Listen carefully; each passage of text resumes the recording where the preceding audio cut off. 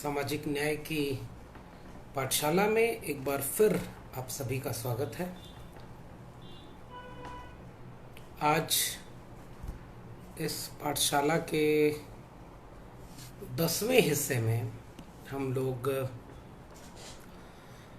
रामस्वरूप वर्मा और बाबू जगदेव प्रसाद कुशवाहा पर बात करने जा रहे हैं।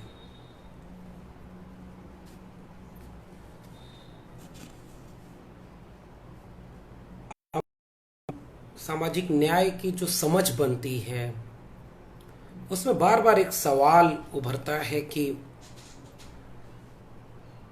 सामाजिक न्याय का अर्थ क्या है। और मैं अक्सर इस पाठशाला व्यवस्थित तरीके से रखा जाए कि सामाजिक न्याय की पाठशाला इस बात को लेकर के बहुत स्पष्ट है कि सामाजिक न्याय की वैचारिकी क्या है, और वह वैचारिकी आर्थिक न्याय, लैंगिक न्याय के आधार पर एक देश को मुकम्मल बनाने में जो एक वैचारिक बुनियाद है उसे सामाजिक न्याय कहते हैं। आपसे एक सवाल है मेरा कि क्या आपने कभी अर्जक संघ का नाम सुना है? अर्जक संघ। और अगर सुना है तो अर्जक का अर्थ क्या होता है? अर्जक संघ ने क्या काम किया? आपने कभी एक नारा सुना है? मैं डॉक्टर राम मनोहर लोहिया की संगठन में, लोहिया की अगुवाई में जो नारे चलते थे, मैं एक बार उसको पढ़ता हूं, सुनिएगा। सोशलिस्ट पार्टी ने बांधी गांठ, पिछड़ा पावे 100 में 60, राजकाज का 60% पिछड़ा वर्ग के हाथ में हो, 100 से कम न 1000 से ज्यादा सोशलिस्टों का यही इरादा, ऊंची जात की क्या पहचान, गिटपिट बोले नखरा तोले, अच्छा खाए करे न काम, नीची जात की क्या पहचान, करे काम पर सहे अपमान। और उसके बाद उत्तर भारत में एक नया नारा गूंजा। ये नारा आपने अगर लोहिया को थोड़ा बहुत भी पढ़ा होगा तो संसोपा ने बांधी गांठ, सोशलिस्टों ने बांधी गांठ, पिछड़ा पावे 100 में 60। अब एक दूसरा नारा जो उसके बाद आजाद भारत में लगता था उसको सुनिए।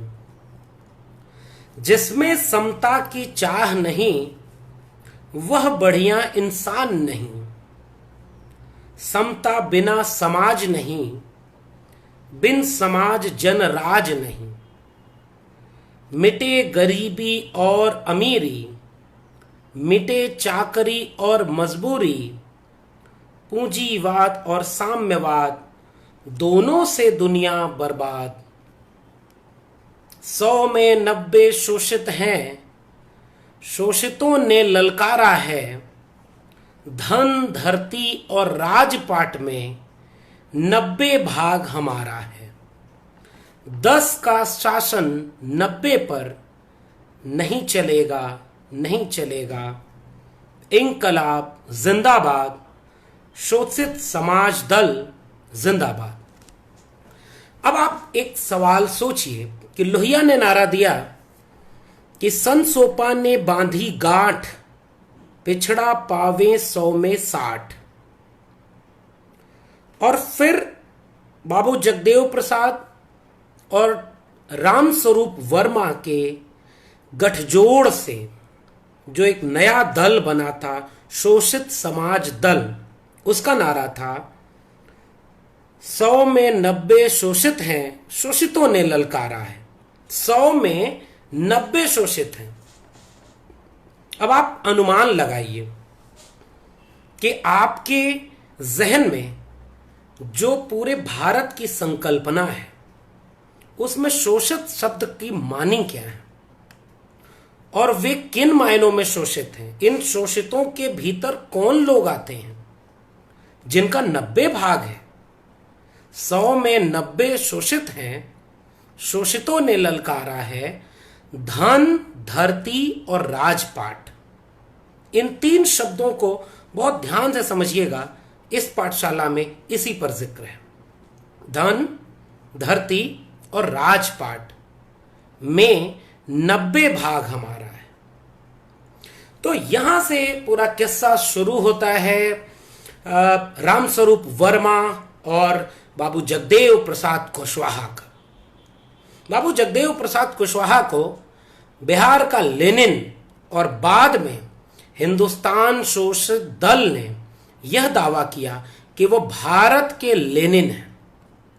और लेनिन से आप वाकिफ होंगे, महान कम्युनिस्ट नेता जिनकी अगुवाई में 1917 में रूस की क्रांति होती है, जिन्होंने मार्क्स की पूरी वैचारिकी को तमाम मुखालफत और समर्थन के बाद एक नए मुकाम तक पहुंचाया और एक सर्वहारा की क्रांति का 1917 में रूस की क्रांति के जरिए जिक्र होता है। क्या आपने कभी सुना है कि बिहार लेनिन कहा जाता है बाबू जगदेव प्रसाद कुशवाहा को? तो क्या आपने यह समझा, जाना कि लेनिन क्यों कहा जाता है बाबू जगदेव प्रसाद को? और दूसरा सवाल जहां से मैंने बात शुरू की थी, अर्जक संघ क्या है, अर्जक शब्द के मानी क्या है? और तब हम लोग क्रमशः बाबू जगदेव प्रसाद कुशवाहा से पहले रामस्वरूप वर्मा पर बात करते हुए यह आज की पाठशाला में हम जिक्र करेंगे कि अमूमन सामाजिक न्याय की पूरी वैचारिकी के साथ दिक्कत यह हुई कि यह वैचारिकी सांस्कृतिक और सामाजिक धरातल पर खड़ी हुई लेकिन राजनीति की शिकार हो गई। बेशक इस सामाजिक न्याय की वैचारिकी के चलते उत्तर भारत में और दक्षिण भारत में तो व्यवस्थित परंपरा मिलती है सामाजिक न्याय की, राजनीति की, और जो अभी भी चली आ रही है जिसमें पेरियार की बहुत बड़ी भूमिका है। लेकिन उत्तर भारत की राजनीति में अक्सर इन शब्दों के अर्थ से एक बाइपोलर पॉलिटिक्स खड़ी हो गई। एक तरफ शब्द हुए ब्राह्मणवाद, मनुवाद, और दूसरी तरफ शब्द हुए बहुजन, शोषित, और रामस्वरूप वर्मा ने शब्द दिया अर्जक। एक बार दिक्कत को समझना होगा कि जैसे ही ब्राह्मणवाद शब्द आता है हमारे तमाम ब्राह्मण लोग नाराज हो जाते हैं। जैसे ही शोषित, शोषक और सोशल जस्टिस की बात होती है वैसे ही एक वैचारिकी का दायरा सिमटा हुआ दिखता है और हम अक्सर पॉलिटिकल पार्टियों की बहसों में रह जाते हैं। और ये बहसें इसलिए खड़ी की गई कि जो 90 भाग जिसको बाबू जगदेव प्रसाद अपने नारों में कहते थे, कहीं वो 90 भाग एकजुट न हो जाए। इसलिए दलित वर्सेस ओबीसी वर्सेस अल्पसंख्यक, महिलाओं की हिस्सेदारी की बात छोड़ देना और बहुत गड्ढ-मड्ढ करके सामाजिक न्याय की एक समझ बनाई गई। जैसे ही हम फूले, पेरियार, अंबेडकर से होते हुए लोहिया तक आके रुक गए, बहुत हुआ तो कांशीराम पर बात किया, वहां ये बातें रह जाती हैं कि असल में सामाजिक न्याय की वैचारिकी क्या है और कैसे ये एक वाकई 90% शोषितों के एकजुट होने की बात है। इन दो विचारकों के जरिए हम ये जानने की, समझने की कोशिश करते हैं कि असल में सामाजिक न्याय की वैचारिकी क्या है, और जिसको लेकर के विमर्शों में अक्सर एक मिथ फैलाया गया और जिसका व्यवहारिक खामियाजा हम भुगत रहे हैं कि हम लोग आज कोशिश कर रहे हैं कि बहुजन एकता बने लेकिन वो हकीकत में नहीं बन पा रही। उसकी चुनौतियां इन बातों पर बात करते हुए समझ में आएंगी। रामस्वरूप वर्मा को भारत में जैसे कबीर ने अपना घर फूंका, जो घर जारो आपने सो चले हमारे साथ।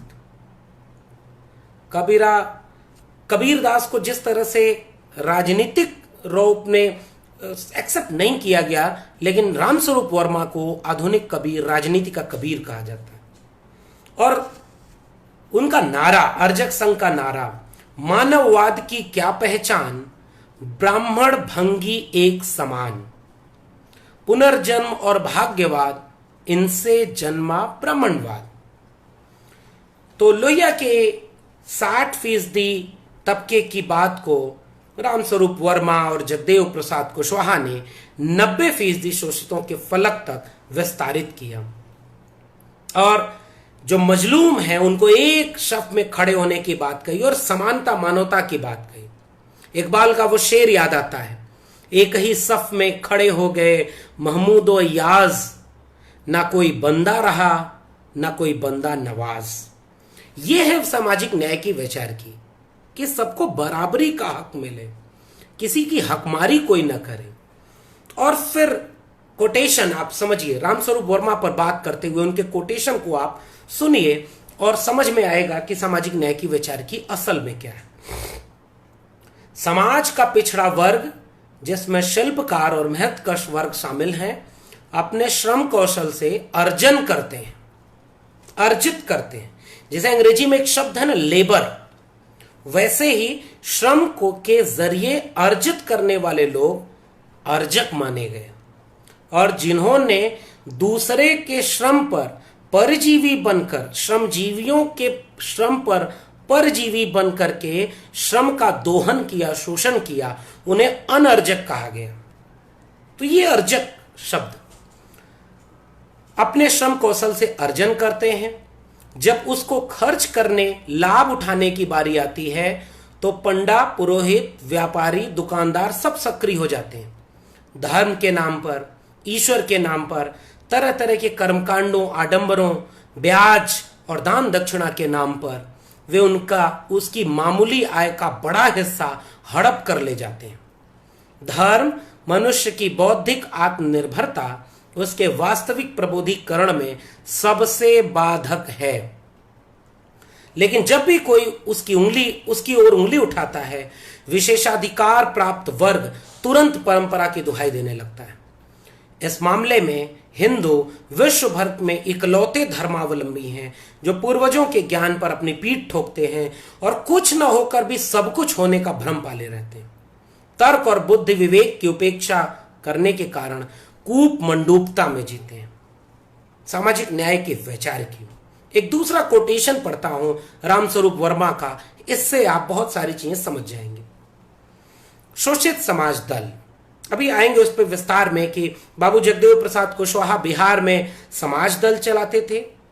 शोषित दल और समाज दल रामस्वरूप वर्मा का था और दोनों मिलकर के शोषित समाज दल बनाए। शोषित समाज दल इस उच्च वर्णीय और उच्च वर्गीय नेतृत्व को एकदम खत्म करने का संकल्प लेता है और इस निचले वर्ण और निचले वर्ग के करोड़ों लोगों में से नेतृत्व सृजित करने के लिए कृत संकल्पित है।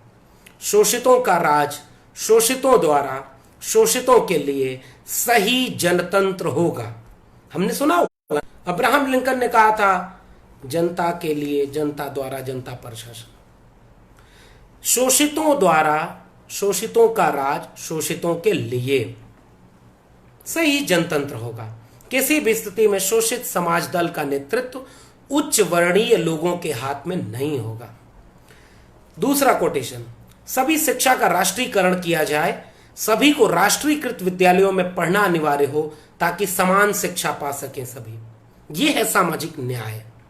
और हम अगर सामाजिक न्याय में शिक्षा और सबकी आर्थिक सामाजिक गैर बराबरी दूर करके बराबरी की बात नहीं करते तो हम सामाजिक न्याय की बात नहीं करते। कोटेशन देखिए रामस्वरूप वर्मा का, बिना सामाजिक बराबरी के आर्थिक व राजनीतिक बराबरी की लड़ाई दुनिया के इतिहास में कहीं नहीं लड़ी गई। इन दलों का ब्राह्मणी, यानी जितने भी दल उस समय सक्रिय थे राजनीतिक दल का ब्राह्मणी नेतृत्व इस ऐतिहासिक सत्य को झुठलाने का असफल प्रयास करता रहा है। इसलिए यह निष्कर्ष निकालना अस्वाभाविक न होगा कि ब्राह्मणी नेतृत्व में सामाजिक समता की लड़ाई नहीं लड़ी जा सकती। इसलिए समाजवाद की कल्पना करना उतना ही काल्पनिक होगा जितना गधे के सर पर सींग उतारना। और तब बात होती है रामस्वरूप वर्मा की, और रामस्वरूप वर्मा एक ऐसे विचारक हैं जिनके समग्र लेखन को सम्यक प्रकाशन ने भगवान स्वरूप कटियार के संपादन में 2 भागों में प्रकाशित किया है। रामस्वरूप वर्मा संग्रह समग्र भाग 1 और भाग 2। इन 2 भागों में बेसिकली विस्तार से रामस्वरूप वर्मा ने जो लिखा है उसका संकलन है। जैसे भाग 1 में उनकी 3 प्रसिद्ध किताबें, क्रांति, क्यों और कैसे, ब्राह्मण महिमा, क्यों और कैसे, मानववाद बनाम ब्राह्मणवाद, इनका संकलन है भाग 1 में। और भाग 2 में उनके और छोटे छोटे जो लेख थे और छोटी छोटी पत्र हैं, उनके तमाम चीजें, उनको संकलित किया गया है।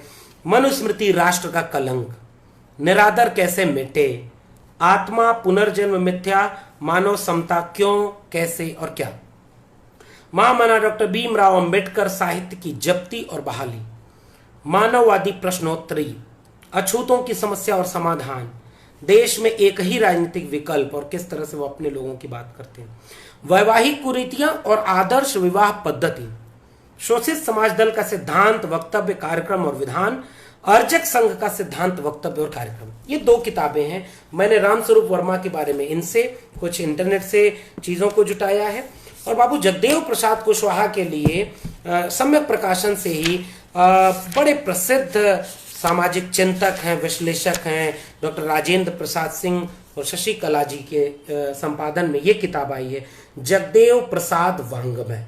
इससे मैंने कुछ चीजें ली हैं। बाबू जगदेव प्रसाद के पहले जब हम रामस्वरूप वर्मा पे बात करते हैं तो इनका जन्म 22 अगस्त 1923 को कानपुर के गौरीकरण गांव में पिछड़ी जाति में किसान परिवार में हुआ।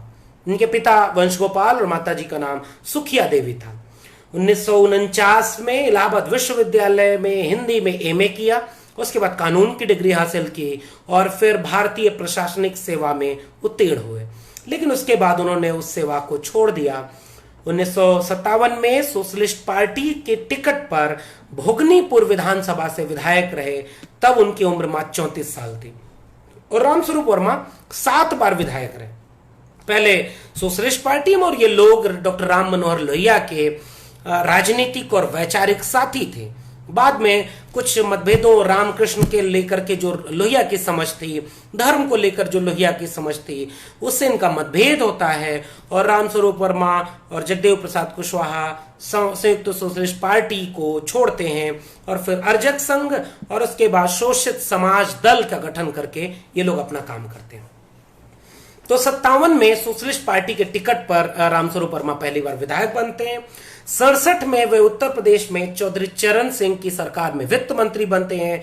67-68 में उत्तर प्रदेश के में संयुक्त सोशलिस्ट पार्टी की सरकार बनी, तो वो वित्त मंत्री बनने के बाद 20 करोड़ रुपए लाभ का बजट पेश किया। और उसके पहले बजट आमतौर पर लाभ के नहीं होते थे। इस बजट में उन्होंने सिंचाई, शिक्षा, चिकित्सा, सार्वजनिक निर्माण जैसे लोकोपकारी कार्य हेतु उसमें 1.5 गुना वृद्धि की उस बजट में। महंगाई भत्तों को, कर्मचारियों के महंगाई भत्ते को बढ़ाया, किसानों के लिए तमाम सुविधाएं की और उस सब के बावजूद चमत्कारिक ढंग से एक लाभ का बजट पेश किया और जिससे इनकी बहुत लोकप्रियता हुई। किसानों को लेकर के जो समझ है वो उत्तर भारत की राजनीति में दिखती है। एक बार पत्रकारों से बात करते हुए रामस्वरूप वर्मा ने कहा कि उद्योगपति और व्यापारी लाभ हानि को देखकर अपना व्यापार चुनते हैं, अपना उद्योग चुनते हैं। घाटा बढ़े तो तुरंत अपना धंधा बदल लेते हैं, लेकिन किसान नफा हो या नुकसान किसानी करना नहीं छोड़ता। बाढ़ सूखा झेलते हुए भी वह खेती में लगा रहता है। वह उन्हीं मदों में खर्च करता है जो बहुत जरूरी है, जो उसकी उत्पादकता को बनाए रखें। इसलिए किसान से अच्छा अर्थशास्त्री कोई नहीं होता और इसलिए सामाजिक न्याय की पूरी वैचारिकी में किसान चेतना को बहुत गहरे अर्थों में तवज्जो दी। और उसके बाद उन्होंने 1 जून 1968 को अर्जक संघ की स्थापना की। इसके प्रचार प्रसार के में उनका साथ दिया, जिसमें पिछली बार पाठशाला में हम लोगों ने बात की थी, उत्तर भारत के पेरियार कहे जाने वाले ललई सिंह यादव और बिहार के लेनिन कहे जाने वाले जगदेव प्रसाद कुशवाहा ने। इस आंदोलन में उनके बाकी साथी थे महाराज सिंह भारती, मंगलदेव विशारद और तमाम लोग। इनका उद्देश्य सामाजिक न्याय की लड़ाई को विस्तार देना था। ऊंच नीच, छुआछूत, जातिपात, तंत्रमंत्र, भाग्यवाद, जन्म, पुनर्जन्म आदि तमाम तरह के ब्राह्मणवादी कल्चरल हेजेमनी को चैलेंज करते हुए ये लोग अर्जक संघ के जरिए दबे कुचले लोगों को इस ब्राह्मणवाद के चंगुल से मुक्त करने का एक रेडिकल मूवमेंट चला रहे थे। ये संघ, अर्जक संघ 14 प्रकार के मानववादी त्योहारों को मनाता था, शिक्षा की बात करता था और तुलसी जयंती का विरोध किया। और उसके बाद कुछ अर्जक संघ पर भी विस्तार में बात करेंगे। 1968 में वर्मा जी ने सोशलिस्ट पार्टी छोड़ दिया, रामस्वरूप वर्मा ने, और उसके बाद उन्होंने 25 अगस्त 1967 को बाबू जगदेव प्रसाद कुशवाहा जो दल चलाते थे, शोषित दल, उसके साथ मिलकर के अपने समाज दल का गठन एकजुट करके किया और उसका नाम रखा शोषित समाज दल। और 1 जून 1969 को अर्जक अखबार निकालते थे। उसके बाद 1969 में निर्दलीय चुनाव जीतते हैं। 7 अगस्त 1972 को फिर से जब शोषक समाज दल का गठन होता है तो खुद उसके अध्यक्ष बनते हैं और बाबू जगदेव प्रसाद उसके महामंत्री बनते हैं। इसका उद्देश्य समाजवाद और मानवतावाद की राजनीति को स्थापित करना था। अर्जक संघ को कमेरे वर्गों का एक संघ बोला जाता है और किस तरह से यह ब्राह्मणवाद, मनुवाद और तमाम तरह के कुरीतियों के खिलाफ उत्तर भारत के आम जनता के बीच बहुत जनवादी काम करता है। सच्ची रामायण पुस्तक पर जब प्रतिबंध लगा था तो उन्होंने ललई सिंह यादव की मदद की, जो 14 मई 1971 को उस पुस्तक को फिर से बैन हटाया गया। 1980 और 89 के विधानसभा चुनावों में भी शोषित समाज दल के सदस्य के रूप में रामस्वरूप वर्मा चुनाव जीतते हैं और 1991 में 6ठी बार फिर से चुनाव जीतते हैं। शोषित दल के मिशन पर उनका विचार था, वो विचार आपको सुनने की जरूरत है। वर्तमान शासन 2 अतियों से गुजर रहा है, या तो बहुत बड़े कारखानों की स्थापना हो रही है या फिर भूखों मरने वाली हाथ चलित कुटीर उद्योगों की व्यवस्था की जा रही है। कहना न होगा कि ये दोनों ही रास्ते देश की संपन्नता में बाधक हैं। 1/4 अश्वशक्ति लेकर 20 हार्स पावर तक की शक्ति से चलित कुटीर उद्योगों का विकास करके उत्पादन व संपन्नता को बढ़ाना होगा। यानी बड़े बड़े जो उद्योग थे उससे आर्थिक गैर बराबरी बढ़ती है, ये इनका मानना था। और इनका कहना था कि अधिक से अधिक लोगों को काम मिले और पूंजी कुछ हाथों में इकट्ठी होने से रुके और हर व्यक्ति को सामान्य जीवन व्यतीत करने के लिए कुछ अर्जन करने का मौका मिले। इसलिए बड़े कारखाने वहीं लगाए जाने चाहिए जहां वस्तुओं पर कुटीर उद्योगों का इस्तेमाल संभव न हो। शोषित समाज दल इस नीति को दृढ़ता से अपनाएगा ताकि बेकारी मिटे, बेरोजगारी मिटे, समाज की संपन्नता बढ़े और कुछ हाथों में पूंजी संचय न होकर सारे देश के आम लोगों की संपत्ति बने। इसलिए जो वामपंथी मार्क्सवादी विचारधारा थी वो कैसे सामाजिक न्याय के भीतर समाहित है, जो बात मैं अक्सर बार बार कहता हूं, उसको समझने के लिए आपको रामस्वरूप वर्मा और बाबू जगदेव प्रसाद कुशवाहा को समझना बहुत जरूरी है। और इन्होंने कम्युनिस्टों की आलोचना की थी। रामस्वरूप वर्मा कहते थे कि आर्थिक संपन्नता आने पर सामाजिक समानता हो जाएगी, यह कम्युनिस्टों का सबसे गलत मूल्यांकन है। आर्थिक गैर बराबरी दूर होने से सामाजिक गैर बराबरी दूर नहीं होती और इसके अर्थ में उन्होंने तमाम किताबें लिखी। और बाबू जगदेव प्रसाद कुशवाहा पर बात करने से पहले कुछ बातों का जिक्र करूंगा। मैं कोटेशन पढ़ रहा हूं जो कि बहुत विस्तार में है, मैं बहुत संक्षेप में कोशिश करूंगा कि कुछ चीजें आप बाबू रामस्वरूप वर्मा पर जानें और फिर पढ़ें। ध्यान से समझिएगा।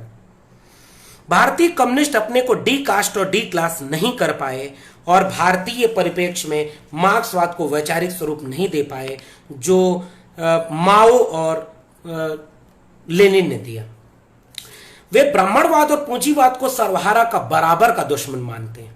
यानी भारत में जो अर्जक संघ है ये दोनों को, ब्राह्मणवाद और पूंजीवाद दोनों को बराबर का दुश्मन मानता है।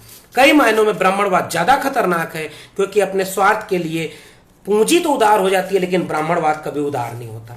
इसलिए आप देखेंगे कम्युनिस्ट वैचारिकी और सोशल जस्टिस की वैचारिकी में एक एका है।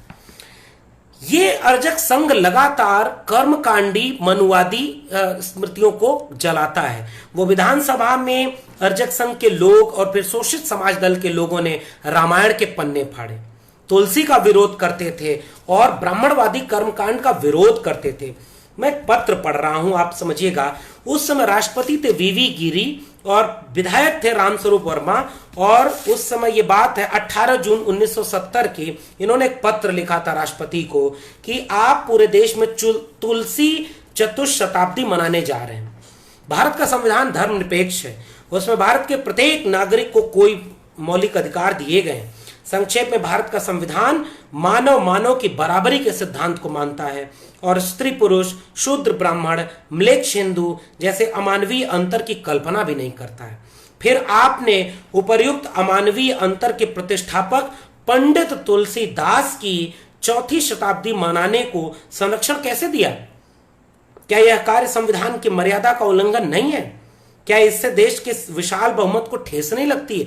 और उसके बाद उन्होंने तुलसी के रामचरितमानस की तमाम पंक्तियों को कोट करते हुए बताया कि कैसे तुलसी की रामचरितमानस घोर ब्राह्मणवादी और संविधान विरोधी ग्रंथ है, और इसको लोग मुखालफत किया। राष्ट्रपति को पत्र लिखा, ढोल गवां शुद्ध प्रश्नारी, जे वर्णाधम तेल कुम्हारा से लेकर के महावृष्टि चली फूट की यारी, अधम जाति में विद्या पाऊं, पूजी विप्र सकल गुणहीना, तमाम प्रकार के पत्रों में जिक्र करके राष्ट्रपति से रामस्वरूप वर्मा ये अपील करते हैं कि आप तुलसी जयंती मत मनाइए सार्वजनिक तौर पर, क्योंकि आप एक संवैधानिक पद पर हैं।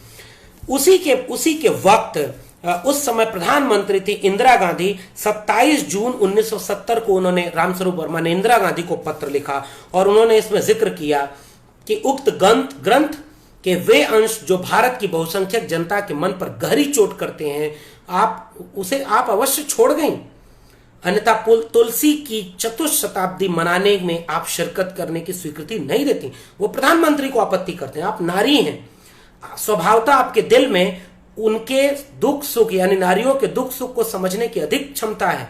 पंडित तुलसीदास ने अपने ग्रंथों में नारी निंदा की झड़ी लगा दी। सृष्टि के स्वाभाविक नियमों को भी बुरी तरह से कहने में पंडित तुलसीदास को महारथ प्राप्त है।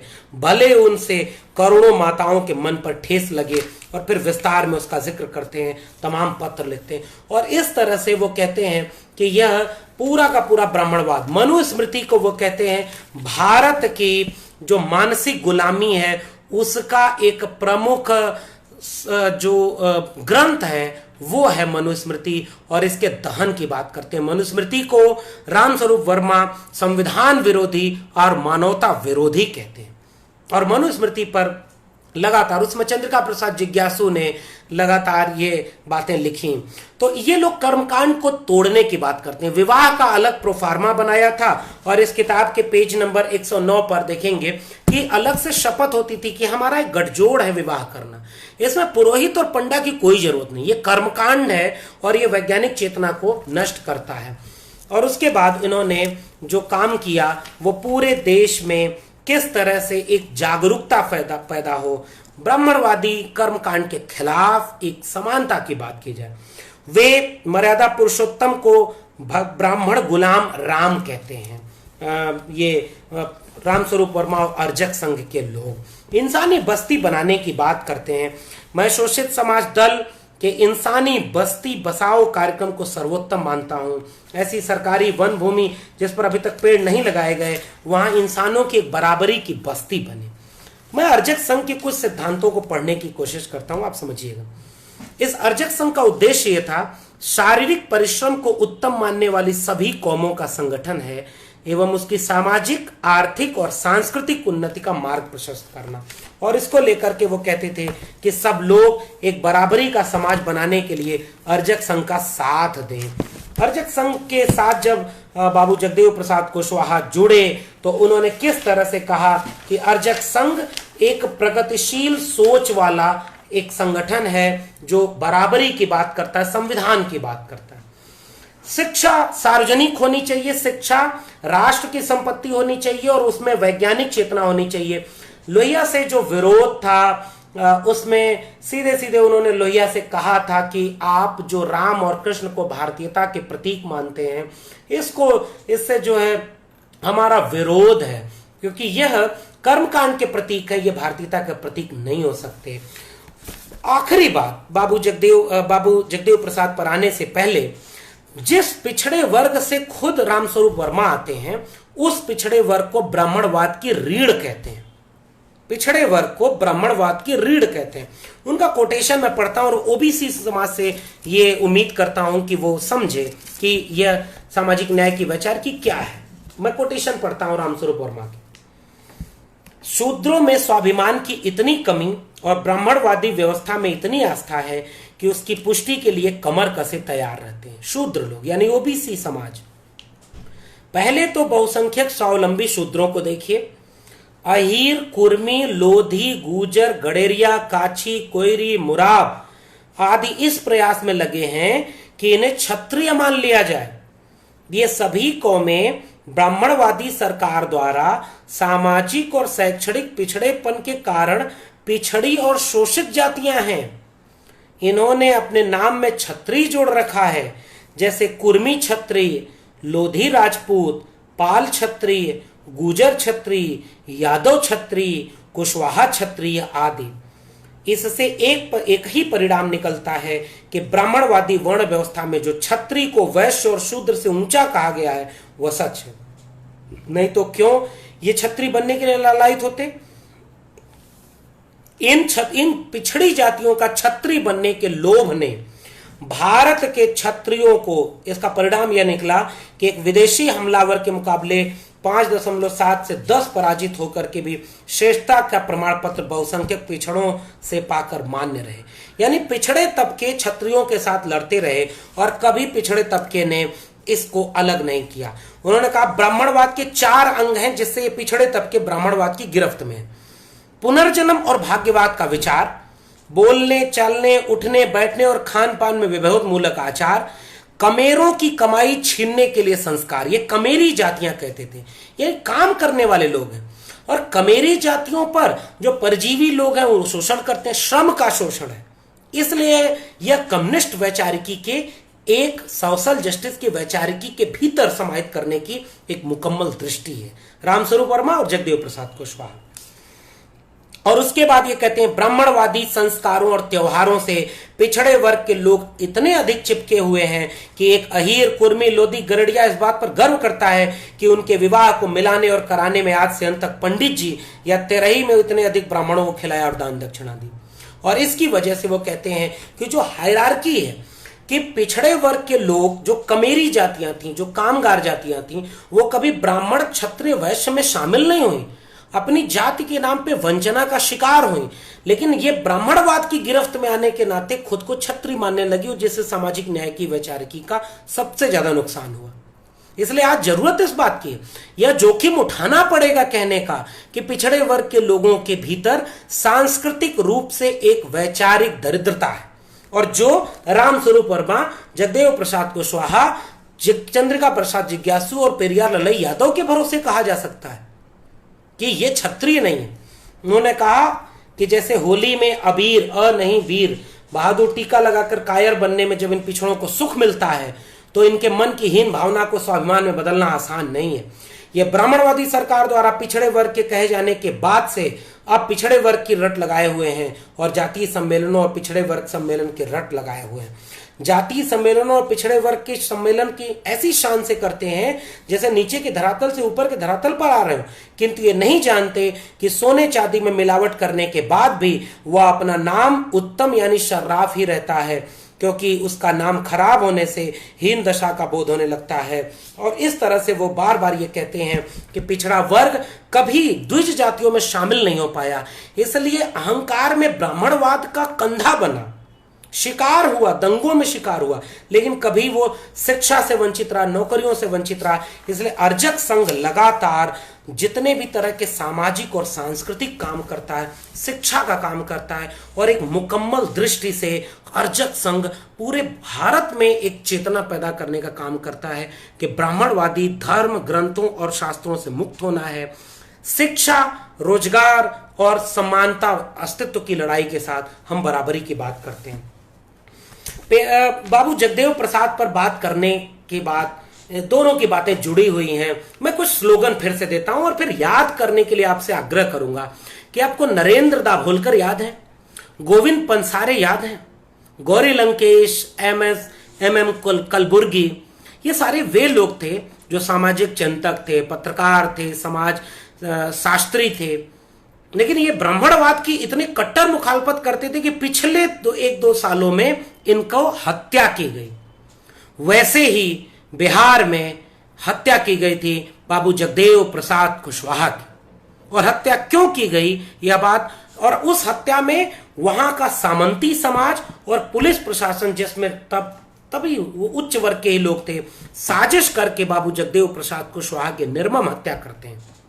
और हत्या क्यों करते हैं उसको समझने के लिए आप बाबू जगदेव प्रसाद और उनके मिशन के, जिन्हें बिहार का लेनिन कहा जाता था, मैं उनके कुछ नारों से बात करता हूं।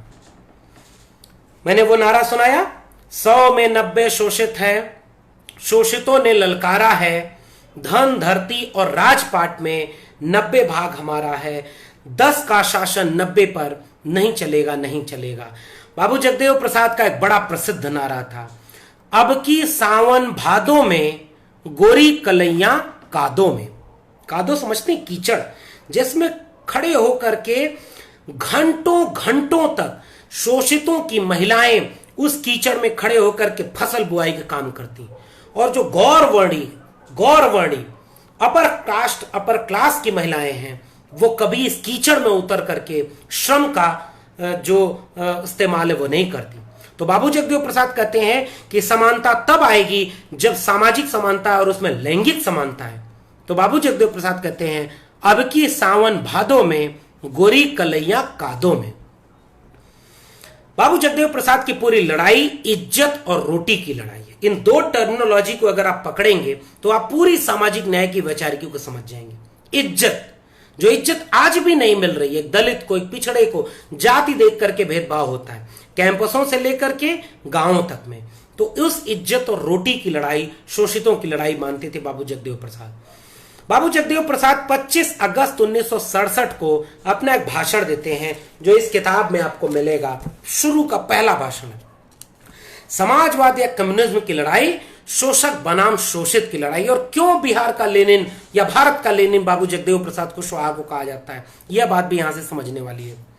यह मुल्क 10 सैकड़ा शोषकों का एक विशाल चारागाह बन गया है।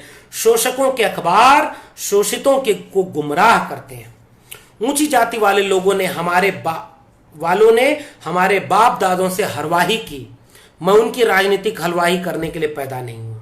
अगला कोटेशन सुनिए, यदि मार्क्स लेनिन हिंदुस्तान में पैदा होते तो 10% ऊंची जाति यानी शोषकों यानी बुर्जुआ बनाम 90% शोषित यानी सर्वहारा की मुक्ति को वर्ग संघर्ष की संज्ञा देते।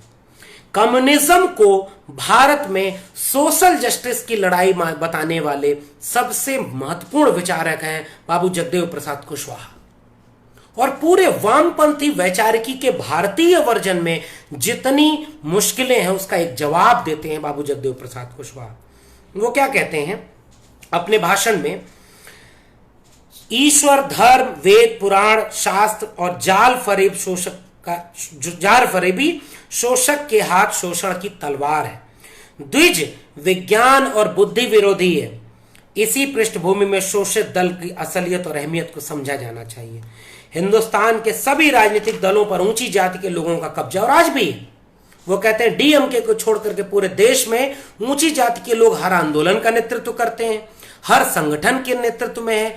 भारत में एक संगठन है कम्युनिस्टों में सबसे रेडिकल कास्ट और क्लास की बात करने वाला, भाकपा माले, उसके भी शीर्ष पद पर देखिए द्विज बैठे हुए हैं। भारत की जितनी राजनीतिक पार्टियां हैं उसके शीर्ष पर द्विज बैठे हैं।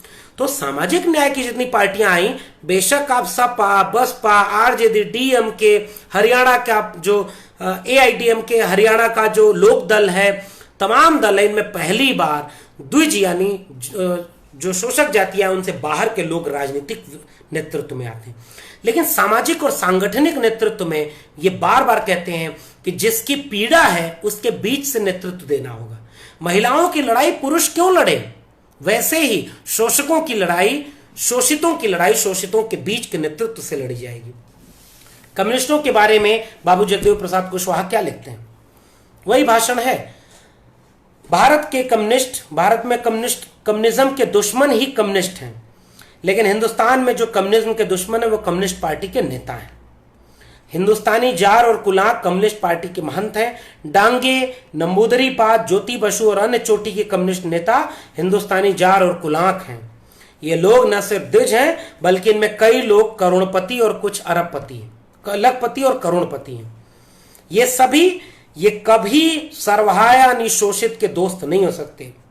मार्क्स लेनिन आज हिंदुस्तान में होते तो तमाम कम्युनिस्ट नेताओं को सर्वहारा या शोषित का दुश्मन करार देते। और फिर किस तरह से वो द्विज यानी जनसंघ पर हमला करते हैं। कम्युनिस्ट नेतृत्व की तरह जनसंघ नेतृत्व भी जिले से लेकर सूबे तक और सूबे से लेकर केंद्र तक द्विजों का नेतृत्व। और आज भी देखिए आरएसएस, भारतीय जनता पार्टी, हर संगठन में प्रमुख कौन है। अब तो दबाव सामाजिक न्याय की राजनीति का है तो बेशक कुछ पदों पर कथित ओबीसी और दलित बिठाए गए हैं, लेकिन अंततः गिरफ्त में पूरी वैचारिकी किसके? द्विजों के। जनसंघ का नेतृत्व विशुद्ध ब्राह्मणवाद पर आधारित है। मुझे कम्युनिस्ट डांगे, नमूदरीपाद और जनसंघी अटल बिहारी वाजपेयी और बलराज मधोक में अंदरूनी तौर पर कोई फर्क नहीं आता। इनके नारे में अलग अलग है, लेकिन दोनों का नेतृत्व अपर कास्ट ब्राह्मणों के हाथ में। और यहां तक कि राम मनोहर लोहिया की संसोपा की भी आलोचना बाबू जगदेव प्रसाद कुशवाहा करते हैं। और तब वो कहते हैं कि शोषित दल 90% शोषितों का राज कायम करेगा। शोषित दल का सिद्धांत है 90% शोषितों का राज, सत्ता पर कब्जा और इस्तेमाल, सामाजिक आर्थिक क्रांति द्वारा बराबरी का राज कायम करना। सामाजिक न्याय की वैचारिकी में अगर हम भूमि का वितरण, अगर हम आर्थिक न्याय की बात नहीं कर रहे हैं तो हम सामाजिक न्याय के साथ धोखा कर रहे हैं। बाबू जगदेव प्रसाद कुशवाहा, राम स्वरूप वर्मा, ललई यादव, पेरियार, इवन मंडल कमीशन की रिपोर्ट सब में आर्थिक न्याय की बात कही है। इसीलिए शोषित दल की नीतियां वर्ग संघर्ष में विश्वास करने वाले कट्टर वामपंथी दल की नीतियां होंगी, यानी शोषित दल को असली कम्युनिस्ट दल कहते हैं। ऐसी नीतियों को बनाने और उन्हें अमल में लाने के लिए भी जरूरी है कि शोषित समाज के गरीब नेतृत्व ही इसमें आगे आए। गरीबों के लिए गरीब ही लड़ सकता है, अमीर का बच्चा कभी न सच्चा। इस बुनियाद पर गांव से लेकर दिल्ली तक शोषित इंकलाब कायम करना होगा। हम इसके लिए अपनी जान की बाजी लगा देंगे। 25 अगस्त 1967 बाबू जगदेव प्रसाद का भाषण है। जनसंघ के बारे में क्या लिखते हैं? आरएसएस जो आज भाजपा थी, आज भाजपा होती तो उसके बारे में लिखते, शोषित आज भी द्विजों के गुलाम है। ईश्वर, देवता, पूजा पाठ, भाग्य, नक्षत्र, धर्म, ये सभी शोषितों को गुलाम बनाए रखने के लिए द्विजों के हथियार हैं। आज तक ब्राह्मणों ने काहिल और जाहिल बनाकर रखा है शोषितों को। आगे रखने की साजिश रच रहे हैं, इसलिए इस साजिश की रहनुमाई जनसंघ कर रहा है, यानी आज की भाषा में कहें तो भारतीय जनता पार्टी कर रही है। सामाजिक न्याय की वैचारिकी को आप इस धरातल पर आकर समझें, तब आपको लगेगा कि आपको असल लड़ाई भाजपा से नहीं लड़नी, असल लड़ाई सामाजिक और सांस्कृतिक है। जब तक आप 90% शोषितों को ब्राह्मणवाद के चंगुल से नहीं निकाल पाएंगे, तब तक आज इस जनसंघ और आज की भाजपा को हराने में नाकामयाब होंगे। और वो फिर क्या लिखते हैं मुसलमानों के लिए? दरअसल भारतीयकरण होना चाहिए हिंदुस्तान के द्विजों का और द्विज मनोवृत्ति वालों का, ब्राह्मणों, भूमिहारों और राजपूतों का, सेठों, महासेठों और पूंजीपतियों का, जो अपने स्वार्थ के अलावा कुछ नहीं करते, कुछ नहीं देखते। यानी अगर आपको राष्ट्रवाद की चेतना समझानी है, राष्ट्रवाद की चेतना लोगों में भरनी है, तो आपको सबसे पहले द्विजों को, जो लोग शोषक हैं, उनको इस राष्ट्रवाद की चेतना में बताना होगा। और फिर वो कहते हैं वास्तव में भारतीयकरण होना चाहिए जनसंघ का, यानी आज की शब्दावली में कहें तो भारतीय जनता पार्टी का। और आज आप देखेंगे यही भारतीय जनता पार्टी सबको राष्ट्रवाद का पाठ पढ़ा रही है और सबको राष्ट्रवादी होने का सिखा रही है। मुसलमान की वफादारी को चुनौती देने वाले जनसंघ की खोपड़ी वास्तव में उल्टी है। और आज भी मुसलमान को सबसे ज्यादा प्रमाण पत्र देना पड़ रहा है, घोषित करना पड़ रहा है कि वे देश के नागरिक हैं। खुलेआम उनकी लिंचिंग, खुलेआम उनको यह कहना कि तुम विदेश चले जाओ, तुम पाकिस्तान चले जाओ। आज बाबू जगदेव प्रसाद कुशवाहा होते तो पूरे देश के 90% शोषितों को एकजुट करते, दलित, पिछड़े, आदिवासी और मुसलमान और महिलाएं ये है सामाजिक न्याय। अगर हम इस वैचारिकी को आज जनता के बीच ले जाएं तो कभी दंगे न होने पाए। 10% लोग दंगे नहीं करा पाते, 10% लोग शिक्षा को प्राइवेटाइज नहीं कर पाते, क्योंकि हमने तो सामाजिक न्याय की वैचारिकी को ही झोल कर दिया। शोषित दल ने तमाम दलित, आदिवासी, मुसलमान और पिछड़ी जातियों को शोषित माना है और अपने इंकलाबी झंडे के नीचे संगठित करने की कोशिश कर रहा है। बाबू जगदेव प्रसाद कुशवाहा 19 जनवरी 1970, ये वो दौर था और उस दौर में ये बात कर रहे थे। और आज हम डरते हैं, आज हम आरएसएस से डरते हैं, आज हम संघ से डर रहे हैं कि नहीं वो हम उससे कैसे लड़ पाए। हमारे पुरखे पुरोधाओं ने उस जमाने में मनुस्मृति जलाई, उस जमाने में तुलसी की रामचरितमानस की कॉपियां फाड़ी, और आज हम डरते हैं कि हम वैचारिक तौर पर झोल कर लें। नहीं चलेगा। आरएसएस और बीजेपी को हराना, ब्राह्मणवाद और मनुवाद से इस देश को बचाना, और यही असली राष्ट्रभक्ति है।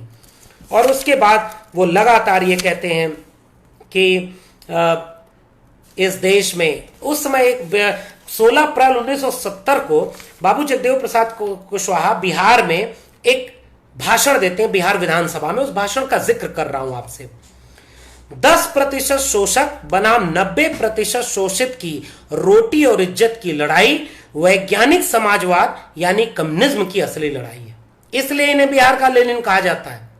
कम्युनिज्म की असली हिमायती सोशल जस्टिस के लोग हैं, और अब वो लोग जो लोहिया के साथ जगदेव प्रसाद कुशवाहा और रामस्वरूप वर्मा को पढ़ते हैं। हिंदुस्तान में असली वर्ग संघर्ष आर्थिक ना गैर बराबरी के आधार पर नहीं, सामाजिक गैर बराबरी के आधार पर है। यही हिंदुस्तान का मार्क्सवाद लेनिनवादी वर्ग संघर्ष है। यही कम्युनिज्म की लड़ाई है। जो इस विश्लेषण को नहीं मानता वह न तो क्रांतिकारी है न कम्युनिस्ट। अगर आज आप जाति की बात करने पर जातिवादी कहते हो और कम्युनिस्ट होने के बाद भी आप अगर जाति के सवाल को एड्रेस नहीं करते तो आप कम्युनिस्ट नहीं है। हम आरएसएस से कैसे कहें? आरएसएस तो जातिवादी, घोर जातिवादी है, उसी से तो लड़ना है। शोषित समाज दल 90% शोषितों का एकमात्र दल बनना चाहता है। जीवन के सभी सार्वजनिक अंगों पर ऊंची जाति का कब्जा है। सरकारी यंत्रों पर ऊंची जाति का कब्जा है। 22 साल की आजादी के बाद 3 पंचवर्षीय योजनाओं के अमल और समाजवादी घोषणाओं के बाद हरिजन, आदिवासी, मुसलमान और पिछड़ी जातियां ऊंची जातियों की गुलामी करने को मजबूर है। आज हमारे नेता ये भाषा ही नहीं बोलते। वास्तव में आज का भारत 10% द्विजों का भारत है। इसको 90 सैकड़ा शोषितों का हिंदुस्तान बनाने की लड़ाई हम लड़ रहे हैं। सभी सरकारी महकमों पर ऊंची जाति का कब्जा है। फिर वो एक आंकड़ा देते हैं कि हमारे सर्वेक्षण के मुताबिक कृषि विभाग के प्रथम श्रेणी के 133 अफसर हैं, जिसमें 11 शोषित हैं। 90% लोगों में 11। और इस तरह तमाम आंकड़े देते हैं। विश्वविद्यालयों में प्रोफेसर के आंकड़े देते हैं। और जब हम पिछले साल रोस्टर की लड़ाई लड़ रहे थे तब भी हमने आंकड़े दिया था ना कि आज भी 496 कुलपतियों में से 36 ओबीसी, 6 एससी, 6 एसटी छोड़ करके 450 द्विज जातियों के हैं। जुडिशरी में कितने लोग हैं? ये जो नारा है ना, 100 में 90 शोषित हैं, शोषितों ने ललकारा है धन, धरती और राजपाट। आर्थिक न्याय, सामाजिक न्याय, लैंगिक न्याय, इसमें हम बराबरी की बात कर रहे हैं। यह बाबू जगदेव प्रसाद कुशवाहा का नारा था। ये 1970 में शंभूक के नाम से छद्म पत्र भी लिखते हैं बाबू जगदेव प्रसाद कुशवाहा, और ये कहते हैं कि मार्क्स कैपिटल लिखते मर गया, लेकिन वो ब्राह्मणवाद जो किस तरह से हिंदुस्तान में 20,000 आईएएस और आईपीएस हैं, जिनमें करीब 16,000 ब्राह्मण हैं। आज कितने ब्राह्मण हैं? इसीलिए जाति जनगणना बहुत जरूरी है। बाबू जगदेव प्रसाद का कुशवाहा का एक इंटरव्यू लेता है रूसी इतिहासकार पाल गार्ड लेबिन। वो इनसे पूछते हैं कि आप कम्युनिस्ट नहीं है? तो बाबू जगदेव प्रसाद कुशवाहा कहते हैं क्योंकि नहीं हूं, क्योंकि डांगे, नंबूदरी पाद, ज्योति बसु, पीसी जोशी, चंद्रशेखर सिंह और इंद्रदीप सिंह जैसे कुलाक पार्टी में भरे हैं, और ऐसे ही लोग कम्युनिस्ट पार्टी के सर्वे सर्वा हैं। इसलिए मेरे जैसा आदमी कम्युनिस्ट पार्टी का नहीं हो सकता। ये सब अमीर हैं, ऊंची जाति के और करोड़पति हैं। आज भी अगर हम ये इस तर्क को माने तो असल मानी में सामाजिक न्याय का कोई दल बचा नहीं। बाबू जगदेव प्रसाद से पूछा गया, एक इंटरव्यू है डॉक्टर एफ टॉमसन 1970 में लेते हैं, तो उनसे पूछा गया कि अगर आपको प्रधानमंत्री बना दिया जाए तो आप क्या करेंगे?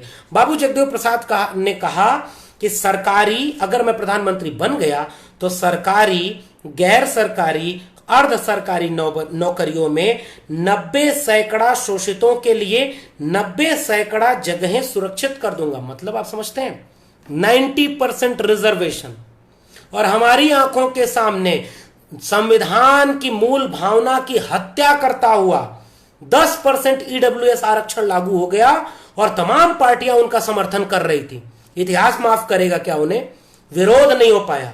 कहां तो लड़ाई सामाजिक न्याय की 100 में 90 की हिस्सेदारी मांगने की थी, और न तो आज आम जनता, न तो आज दलित पिछड़े आदिवासी कम्युनिटी के आम लोग अपने हक को समझ पा रहे हैं, और न उनके पॉलिटिकल पार्टियां।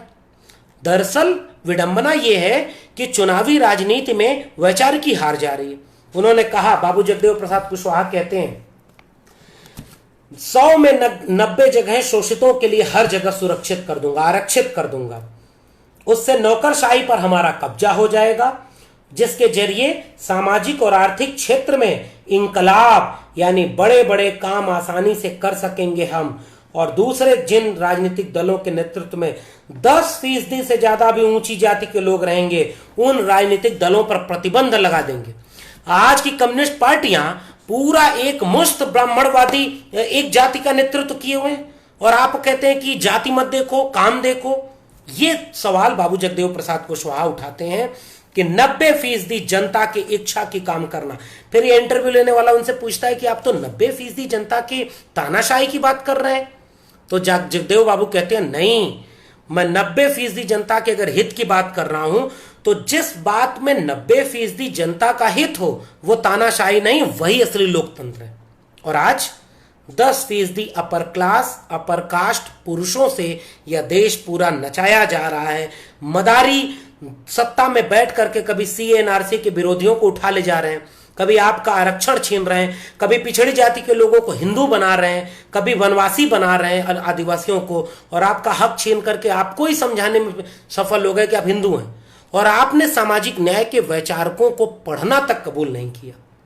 पढ़िए, ओबीसी जाति के हैं बाबू जगदेव प्रसाद कुशवाहा, और वो सबकी एका की बात करते हैं। वो ये कहते हैं कि किस तरह से प्रथम श्रेणी, द्वितीय श्रेणी और तृतीय श्रेणी की नौकरियों और शिक्षा को कहते हैं प्राइवेट एजुकेशन नहीं, सरकारी शिक्षा, राष्ट्रपति हो या मजदूर की संतान, सबको शिक्षा एक समान। आज की सामाजिक न्याय की वैचारिकी अगर शिक्षा के प्राइवेटाइजेशन के खिलाफ न लड़ पाए तो फिर किस बात के आप सामाजिक न्याय? आपके बच्चे अगर पढ़ नहीं पाएंगे तो लड़ कैसे पाएंगे? और फिर आप हिंदू बनकर के लिंचिंग में जाइए। मुसलमानों के लिए बाबू जगदेव प्रसाद कुशवाहा क्या लिखते हैं, हिंदुस्तानी शोषित दल की निगाह में हरिजन, आदिवासी, पिछड़ी जातियों की तरह मुसलमान भी शोषित हैं। रहे होंगे कभी शासक, लेकिन आज जिंदगी के हर दौर में मुसलमान पीछे ढकेले जा चुके हैं। मुसलमानों की जमीन छीन ली गई, उनके रोजगार का दायरा सिकुड़ चुका है।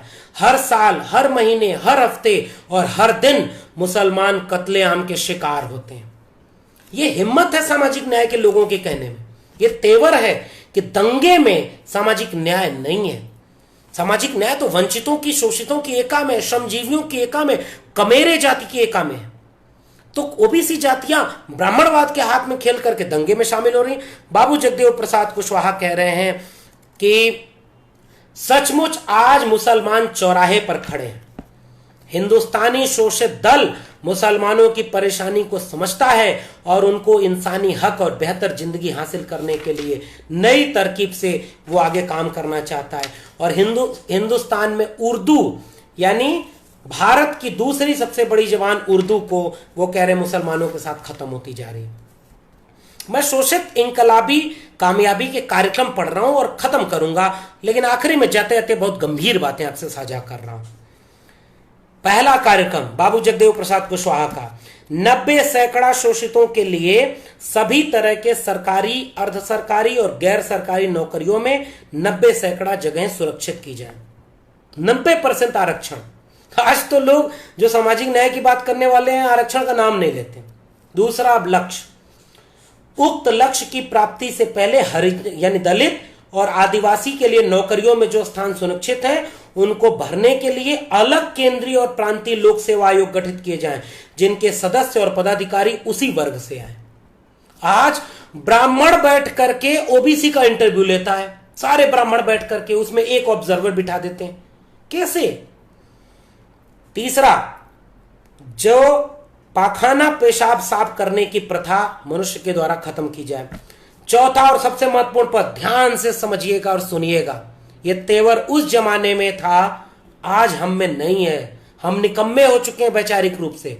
चौथा लक्ष्य है इंकलाबी शोषित जमात का, जनसंघ जैसे सांप्रदायिक दलों और राष्ट्रीय सेवक संघ जैसे सामाजिक संगठनों को गैर कानूनी घोषित किया जाए, आरएसएस और भाजपा पर बैन लगाया जाए।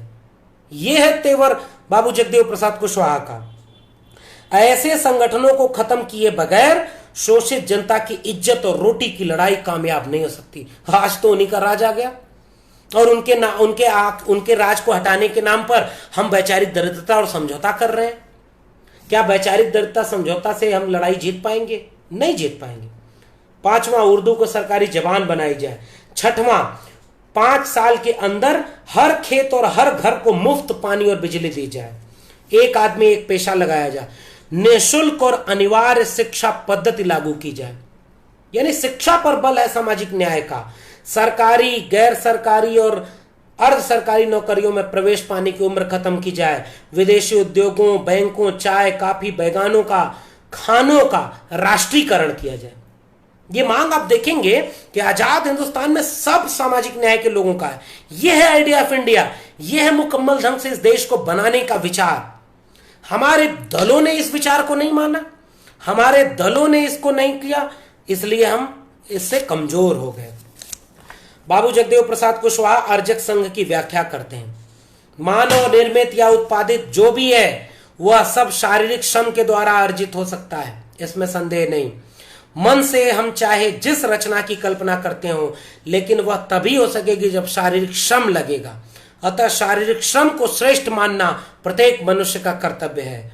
हमारे यहाँ मन को श्रेष्ठ माना गया, इसीलिए तो रिक्शा उठाने वाला, महिला ढोने वाले, आदिवासी जातियों के लोग, पिछड़ी जातियों के लोगों को काम के और पेशे की वजह से तो उनको वो इज्जत नहीं मिली जो उनको मिलनी चाहिए। पर विडंबना यह है कि भीख मांगने में भी स्वाभिमान का अनुभव करने वाला वर्ग आज भारत में समाज का अग्रणी होने का दावा करता है, और जो कठिन शारीरिक परिश्रम करते उन्हें हेय दृष्टि न देखता है। नहीं तो भंगी कैसे न छुए, योग्य और द्विज कैसे पूज्य बन गया। धरती के पूत कही जाने वाली खेतीहर कौमों के पास चाहे खाने को अन्न न हो, लेकिन शारीरिक श्रम को हेय करने वाले द्विजों के पास अन्न का भंडार हो गया। ये सब सवाल उठाया था उन्होंने, और उसके बाद उन्होंने कहा कि भारत में आर्थिक गैर बराबरी सामाजिक गैर बराबरी के चलते है, यानी गैर बराबरी सामाजिक जाति के नाम पर है, और इस तरह से उसको उन्होंने खारिज करने की मांग की। एक वाकया मिलता है, एक महिला, जगदेव प्रसाद जब 5वीं कक्षा के छात्र थे तो इन्होंने शाम को एक मजदूर को, जो गांव में इनका दाता लगाता था, एकाएक जमीन पर निढाल होते हुए देखा और उसके पास जाके चटाई बिछाई और जगदेव बाबू ने उनसे पूछा, वो महिला थी, महिला ने जवाब दिया, भोजपुरी में जवाब है, सुनिएगा ध्यान से और इसके मर्म को समझिएगा। दिनवा भर मलिकवा काम लेवला और खाएला 2 गो बासी रोटी आ मिचाई भेजवा देके देवेला। एक तो लह लह धूप आ दोसर बूढ़ शरीर, देह में ताकत न हो, थक गैलानी, चटइयो तक पहुंचे का हिम्मत ना भैल। और तब बाबू जगदेव प्रसाद कहते हैं कि हमने श्रम का शोषण किया है, हमने श्रम का जो शोषण किया है वह आर्थिक गैर बराबरी को जन्म देता है, और श्रम के शोषण में जाति आड़े आती है, और इसलिए वो कहते हैं कि आर्थिक गैर बराबरी के बिना सामाजिक गैर बराबरी अधूरी है, और सामाजिक गैर बराबरी के बिना भारत एक देश नहीं बन पाएगा। और तब उन्होंने 15 मई 1974 को क्या मांग की थी, अनिवार्य और समान शिक्षा लागू की जाए। डॉक्टर अंबेडकर का सारा साहित्य प्रदेश के दलित आदिवासियों, छात्रावासों और पुस्तकालयों में रखे जाएं। भ्रष्टाचार, बेकारी, महंगाई दूर करने के लिए बात की जाए। सामाजिक और शैक्षणिक आधार पर पिछड़े वर्ग को जनसंख्या के अनुपात में आरक्षण दो। आज तो पिछड़े वर्ग का ही आरक्षण सबसे ज्यादा छीना जा रहा है। नीट में आरक्षण नहीं है और पिछड़े वर्ग के नेता चुप बैठे हैं और पिछड़ा वर्ग खुद को छत्री बनाने में बैठा हुआ है। आरक्षण कहीं नहीं, सारे जगह से हक मारा जा रहा है, लेकिन वो पढ़ेगा भी नहीं रामस्वरूप वर्मा और जगदेव प्रसाद कुशवाहा को। प्रदेश में भूमिहीनों या 1 एकड़ तक भूमि वाले दलित, गिरिजन व प्रजाजनों को 5 साल के अंदर सरकारी वन भूमि में इंसानी बस्ती बसाकर व रोजगार की गारंटी देकर स्वावलंबी व स्वाभिमानी बनाया जाए। इकोनॉमिक रिफॉर्म की बात है। खेत मजदूरी का अधिनियम लागू किया जाए और इस तरह से बाबू जगदेव प्रसाद कुशवाहा लगातार उस बात को कहते हैं। और फिर वो जब शोषित समाज दल का गठन होता है तो वो क्या बोलते हैं, इस नारे और स्लोगन को याद रखिएगा, ये आपके पास छोड़ के जा रहा हूं। मैं आज 100 वर्षों की लड़ाई की नींव डाल रहा हूं। यह एक क्रांतिकारी पार्टी होगी जिसमें आने और जाने वालों की कमी नहीं रहेगी, परंतु इसकी धारा रुकेगी नहीं। पहली पीढ़ी के लोग मारे जाएंगे, दूसरी पीढ़ी के लोग जेल जाएंगे और तीसरी पीढ़ी के लोग राज करेंगे। जीत अंततो गत्वा हमारी ही होगी। दूसरा कोटेशन, वो बाबू जगदेव प्रसाद जब भाषण देते थे तो वो अपनी उंगलियों को ऐसे करते थे और कहते थे कि सबसे ऊपर ब्राह्मण, क्षत्रिय, वैश्य, पूंजीपति और शूद्र सबसे नीचे, ये सब ऊपर हो गए और इसका शोषण कर रहे हैं। वो कहते थे हमें इस पूरे तंत्र को उलट देना है और कहना है शूद्र ऊपर हो जाएगा, बाकी सब नीचे। ये शैली थी आम बोलचाल की भाषा में। वो कहते थे ना कि ब्राह्मण, क्षत्रिय, वैश्य, शूद्र एक लकीर में स्तरीकरण समाज का बना हुआ है, जिसमें ऊपर ब्राह्मण है, आगे आगे चल रहा है, पीछे शूद्र है और सब एक दूसरे को पीछे से ठोकर मार रहे हैं, लेकिन ब्राह्मण को ठोकर मारने के लिए शूद्र के पास मौका नहीं। इसलिए वो कहते थे कि पूरे समाज के स्तरीकरण को गोल कर दीजिए ताकि शूद्र भी ब्राह्मण को पैर से ठोकर मार सके। 1922 में जन्म हुआ था 2 फरवरी को बाबू जगदेव प्रसाद कुशवाहा का। मां का नाम रासकली देवी और पिता प्रयाग नारायण। और इंटरव्यू देने गए थे बिहार लोक सेवा आयोग में, तो इनसे कहा गया कि साग सब्जी बेचने वाला कुशवाहा अब डिप्टी कलेक्टर बनेगा। उन्होंने डिप्टी कलेक्टरी का इंटरव्यू को लात मारी और उनके साथ भोला सिंह भी बाहर आ गए। पटना सचिवालय में कुछ दिन नौकरी की और फिर उसके बाद बाहर निकले। 3 बार मंत्री रहे और 1 बार मुख्यमंत्री पद के दावेदार भी रहे। उस समय त्रिवेणी संघ और सहजानंद का किसान आंदोलन चल रहा था। और फिर वो एक वाकया मिलता है जहां 1967 में जगदेव बाबू ने बिहार विधानसभा चुनाव में संयुक्त सोपात के उम्मीदवार के रूप में कुर्था से चुनाव लड़ा और जीत हासिल की। जगदेव बाबू और कर्पूरी ठाकुर की सूझबूझ से पहली बार जहां गैर कांग्रेसी सरकार बनी, लेकिन मुख्यमंत्री के चयन पे तमाशा हो गया और ये कहा गया कि मुख्यमंत्री पद को जिसने हराया है मुख्यमंत्री के उम्मीदवार को, वो मुख्यमंत्री बनेगा। और महामाया प्रसाद सिन्हा को 5 मार्च 1967 को मुख्यमंत्री बना दिया गया। उसके बाद मैंने पहले भी जिक्र किया कि अर्जक संघ के बाद समाज दल और शोषित दल मिला करके शोषित समाज दल का नारा बुलंद करके लगातार बाबू जगदेव प्रसाद कुशवाहा आंदोलन करते हैं। फिर दिन आता है 5 सितंबर 1974 का। जगदेव प्रसाद पूरे देश में किसानों के आंदोलन का एक आह्वान हुआ होता है। जगदेव प्रसाद कुर्था यानी आज के गया जिले में था, जो अब अरवल में है, प्रखंड में कार्यालय के सामने हजारों किसान मजदूरों के साथ, अपने दल के संगठन के साथ किसानों के शांतिपूर्ण आंदोलन का नेतृत्व कर रहे थे। और उसी समय सामंतों, पुलिस और तमाम ऊंची जाति के उन लोगों के द्वारा एक साजिश के तहत बाबू जगदेव प्रसाद कुशवाहा की गोली मारकर हत्या कर दी जाती है। और उस समय जब हत्या की जा रही होती है, उस समय नारा उस भीड़ का लग रहा था, बिहार लेनिन जिंदाबाद, भ्रष्टाचार मिटाना है, नया बिहार बनाना है, इंदिरा तेरे राज में बच्चे भूखे मरते हैं, जो जमीन को जोते बोए वही जमीन का मालिक होए। इन नारों के बीच अचानक गोली चलती है और बिहार लेनिन बाबू जगदेव प्रसाद कुशवाहा को मार दिया जाता है। पुलिस उन्हें खींच करके वापस ले जाती है थाने में और बड़ी बेरहमी से उनके साथ, उनके मृत शरीर के साथ भी अत्याचार किया जाता है, केवल इसलिए क्योंकि वह व्यक्ति बिना लाग लपेट के ब्राह्मणवादी मनुवादी हेजमनी के गढ़ में घुस करके पूरे तेवर के साथ लड़ाई कर रहा था। और उसकी मौत इतनी दर्दनाक होती है कि उस समय जो लोग थे, जयप्रकाश नारायण का पत्र इस किताब में आपको पढ़ना चाहिए, बाबू जगदेव प्रसाद समग्र को। और उस समय वो कहते हैं बाबू जगदेव प्रसाद के लिए कि शोषित लोग लग जाएं तो शासन एक दिन में बदल जाएगा। ये बिहार के एकमात्र बड़े नेता थे और इनके लिए जो शोषित समाज दल संपूर्ण क्रांति के लिए जीवन दान लगा रहा है, इसलिए हम इस घड़ी को कभी नहीं भूलेंगे। बाबू जगदेव प्रसाद के पद चिन्हों पर चलेंगे, तभी उनके प्रति सच्ची श्रद्धांजलि होगी। और उसके बाद कर्पूरी ठाकुर का एक पत्र है जिसमें वो सीधे लिखते हैं कि यह जो सरकार का जो बयान आया है वह सब झूठ है। मैं इसे झूठ ही नहीं बल्कि बदमाशी मानता हूं। लूट की बात झूठ है, यानी आरोप लगा दिया गया कि इन्हीं के लोग जो आंदोलनकारी थे वही गोली चलाए। तो वो कहते हैं आग लगाया, आग कहाँ की बात झूठी है। गोली चलने के पूर्व कहाँ लूट हुई, गोली कहाँ चली, क्या ब्लॉक ऑफिस में आग लगी। ये सरकार वाले झूठे हैं, एक नंबर के झूठे हैं। ये दिन को रात और रात को दिन कहते हैं। इंदिरा गांधी बोलती है जनतंत्र बचाओ, सैकड़ों लोगों को लाठियों से मारा, फिर गोली चलवाकर जगदेव प्रसाद जी को मार दिया। कहाँ गया तुम्हारा लोकतंत्र जनतंत्र। शोषित और पीड़ित की जुबान है बाबू जगदेव प्रसाद। इनकी हत्या जानबूझकर योजना बनाकर की गई है। अगर इनके मरने की योजना नहीं बनाई होती तो 11 बजे दिन में ही इन्हें गिरफ्तार कर लेते, लेकिन इन्हें बेरहमी से मारा गया। इनके लाश तक को सौंपे नहीं गया। पुलिस और ऊंची जात के सामंत मिलकर के उनको बेरहमी से वो दर्दनाक करते हैं।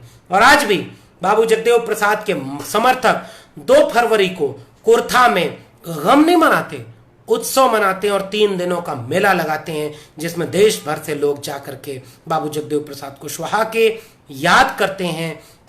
खड़ा रहा जो अपने पद पर, लाख मुसीबत आने पर, मिली सफलता उसको जीने में या फिर मर जाने पर। ऐसे बाबू जगदेव प्रसाद कुशवाहा का वो स्लोगन जाते जाते आपके बीच में फिर से छोड़ रहा हूं।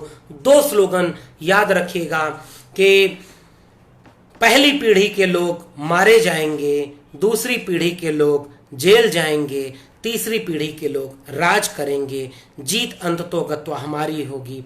जो खेत को जोते बोए वही खेत का मालिक होए। अब की सावन भादों में गोरी कलैया कादों में 100 में 90 शोषित हैं, शोषितों ने ललकारा है। धन धरती और राजपाट में 90 भाग हमारा है। तो आइडिया ऑफ इंडिया में सोशल जस्टिस की वैचारिकी, सोशलिस्ट आइडियोलॉजी, कम्युनिस्ट आइडियोलॉजी और सारी प्रोग्रेसिव आइडियोलॉजी का इंक्लूजन है। सोशल जस्टिस, सामाजिक न्याय में आर्थिक न्याय, लैंगिक न्याय, शिक्षा, रोजगार, सार्वजनिक संपत्ति, इस तरह के वैचारिकी के साथ आज भी हिंदुस्तान और भारत को, हिंदुस्तान नहीं कहना चाहिए, भारत को एक मुकम्मल मुल्क बनाने का एक ही विचार है और वो है सामाजिक न्याय। और इसके लिए पिछड़े वर्ग के लोगों, आपके लिए मैं बाबू जगदेव प्रसाद कुशवाहा का वो कोटेशन रामस्वरूप वर्मा का फिर से पढ़ के जा रहा हूं। अहीर, कुर्मी, लोधी, गुर्जर, गडेरिया, ये सब इस प्रयास में लगे कि उन्हें छत्री मान लिया जाए। ये सभी कौमें ब्राह्मणवादी सरकार द्वारा सामाजिक और शैक्षणिक पिछड़ेपन के द्वारा पिछड़ी हैं, लेकिन फिर भी अपने नाम के आगे छत्री जोड़ रही हैं। इससे ब्राह्मणवादी वर्ण व्यवस्था में जो छत्री और वर्ण है वह मजबूत होगा और इन पिछड़ी जातियों का हक हुकूक कभी नहीं मिलेगा। इसलिए रामस्वरूप वर्मा और जगदेव प्रसाद कुशवाहा को पढ़ें, सामाजिक न्याय की वैचारिकी को समझें, बारीकी से अध्ययन करें और तब देखें कि दलित, पिछड़े, आदिवासी, अल्पसंख्यक और महिला यह सब मिला देंगे तो आज के हमारे सवाल सुलझेंगे। आज हम शिक्षा के प्राइवेटाइजेशन के खिलाफ लड़ रहे हैं ना, यह सामाजिक न्याय की लड़ाई है। आज जेंडर जस्टिस के लिए लड़ रहे हैं ना, वो सामाजिक न्याय की लड़ाई है। आज जल जंगल जमीन के लिए लड़ना पड़ रहा है, संपत्ति के असमान वितरण के लिए लड़ना पड़ रहा है, यह सामाजिक न्याय की लड़ाई है। आज दंगों में देश झुलस रहा है। एक धर्म विशेष यानी मुसलमानों के खिलाफ नफरत फैलाई जा रही है। मुसलमान को जिस दिन आप शोषित यानी 90% में मानेंगे, वो सामाजिक न्याय की लड़ाई होगी। दंगे रुक जाएंगे, लैंगिक भेदभाव रुक जाएगा, आर्थिक गैर बराबरी रुक जाएगी, सबको शिक्षा और सबको काम मिलेगा, और फिर वह भारत बनेगा जो संविधान का भारत है। इसलिए मनुस्मृति को आग लगाने वाले, रामायण और रामचरितमानस की प्रतियां जलाने वाला जो तेवर था, वह तेवर आज के सामाजिक न्याय की वैचारिकी में नहीं है। हम समझौता परस्त हो गए हैं। हमारी राजनीतिक दलों में आत्मविश्वास नहीं है। वो लोग वोट बैंक की राजनीति कर रहे हैं, और जो सामाजिक और सांस्कृतिक संगठन है, जो सामाजिक न्याय के बुद्धिजीवी हैं, वो जनता से दूर हो गए। तो जनता आज कर्मकांड में फंसी है, बुद्धिजीवी आज अपने को जनता से जोड़ने में फेल है, और चुनावी दल चुनाव और सत्ता पाने के गठजोड़ में फेल है। और सब में यह फेल हो रहा है संविधान और सामाजिक न्याय। इसलिए सामाजिक न्याय की वैचारिकी को समझने के लिए बाबू जगदेव प्रसाद कुशवाहा, रामस्वरूप वर्मा, पेरियार ललई, चंद्रिका प्रसाद जिज्ञासु, राम मनोहर लोहिया, कांशीराम, फूले, पेरियार, अंबेडकर, बिरसा मुंडा, जयपाल मुंडा को एक करके पढ़िए। 10 साल लगेगा, 20 साल लगेगा, लेकिन देश को बचाना और वैसा बनाना जैसा सामाजिक न्याय चाहता है, ये हमारी जिम्मेदारी है। मैं उम्मीद करता हूं कि सामाजिक न्याय की पाठशाला से जुड़ करके आपको कुछ नए तथ्य मिले होंगे, नई चीज मिली होगी। मैं ये दावा नहीं कर रहा कि मैंने इन दोनों नायकों, राष्ट्र नायकों के बारे में सब कुछ बताया, लेकिन इतना जरूर बताया है कि आपके मन में उत्सुकता हो, खोजें, पढ़ें और इस देश को बचाएं। बहुत बहुत शुक्रिया सामाजिक न्याय की पाठशाला से जुड़ने के लिए। बहुत बहुत धन्यवाद।